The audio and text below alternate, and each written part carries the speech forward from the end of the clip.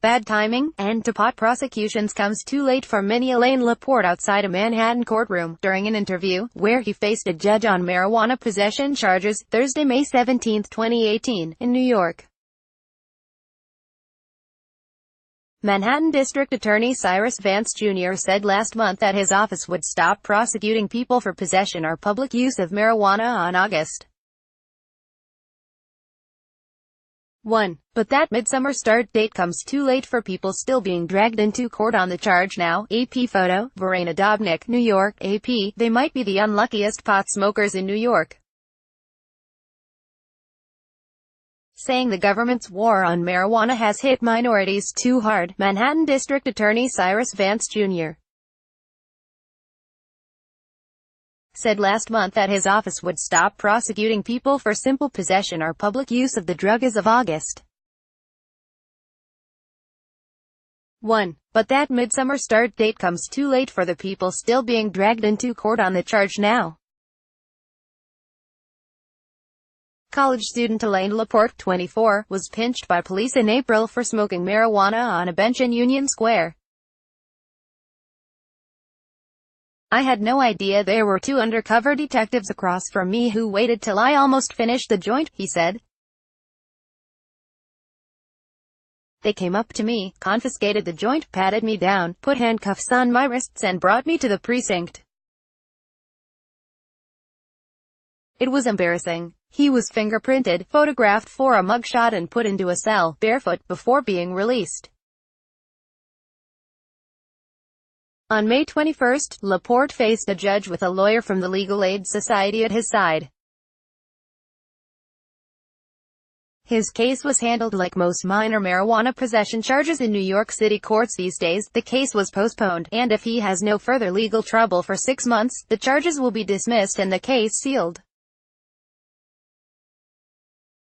Still, Laporte said he resented the experience, and felt that if he were white, he wouldn't have been arrested in the first place. I feel as if it's unfair to me, because based on my race, or even my gender, I'm a male African American. I just felt as if I shouldn't have gotten arrested for a minor misdemeanor such as smoking marijuana, he said. Laporte's court appearance came 6 days after Vance, citing evidence of racial disparity in marijuana enforcement, announced that he will largely stop prosecuting people for possessing or smoking marijuana in August except for a few cases involving public safety concerns. His office said it expected marijuana prosecutions in the borough from roughly 5,000 per year to about 200. The dual mission of the Manhattan DA's office is a safer New York and a more equal justice system, Vance said in a statement. The ongoing arrest and criminal prosecution of predominantly black and brown New Yorkers for smoking marijuana serves neither of these goals. On the same day, Mayor Bill de Blasio, a Democrat, said the city's police department would be overhauling its marijuana arrest policies. Brooklyn's district attorney said he would also reduce prosecutions to a very small number, and a task force created by Gov. Andrew Cuomo is also considering whether or not to propose legalizing marijuana for recreational use. For now, only medical marijuana is legal in New York, under strict rules with licensed sales. Cuomo's leading opponent in the Democratic primary, Cynthia Nixon, supports legalization. Meanwhile, Hector Rodriguez is angry that he's still caught in the old enforcement system. Hopefully in August, marijuana smokers won't have to go through this nonsense. Rodriguez, 38, a corporate chef with no criminal record, said after leaving a court appearance on a marijuana charge late last month. There's rapes and murders.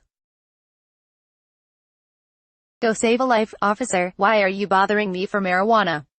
He was stopped by police in March for having a lit joint while walking with a friend through Greenwich Village. In court, the judge waived fines in court charges that could have totaled $150, but, as with Laporte, any other encounter with a police officer in the next 6 months could get him arrested.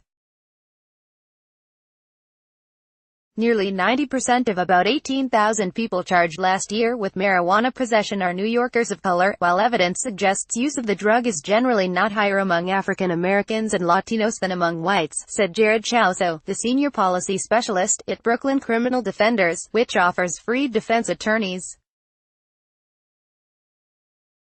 The big question now, he said, is how much police and prosecutors will follow through on their public pronouncements that fewer people will be arrested. It's the difference between policy and practice, Chauso said. New York State Assembly Speaker Carl Heasta, a Bronx Democrat, said Wednesday that if the state legalizes recreational marijuana, it should consider expunging the criminal records of people with past convictions for using the drug. If we are going to get to the point that it's going to be legal, why should people still have trouble getting jobs and have a record for something that is legal, he said.